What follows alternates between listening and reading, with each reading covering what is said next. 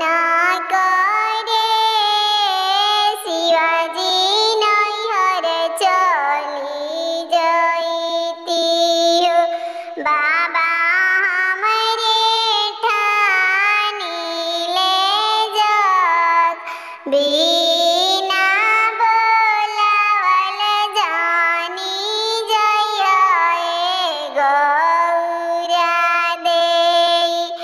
आदर ना होई है तोहार बिना बोलावल जानी जइया ए गौरा देई।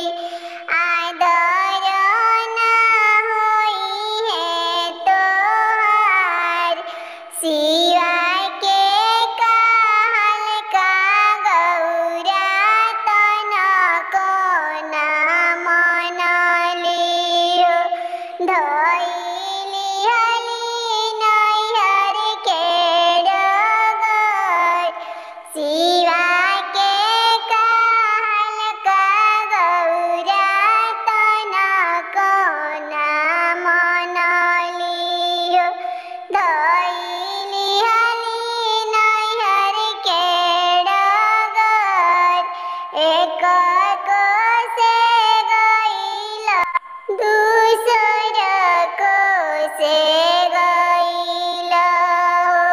मम्मी से होई गइले भेंट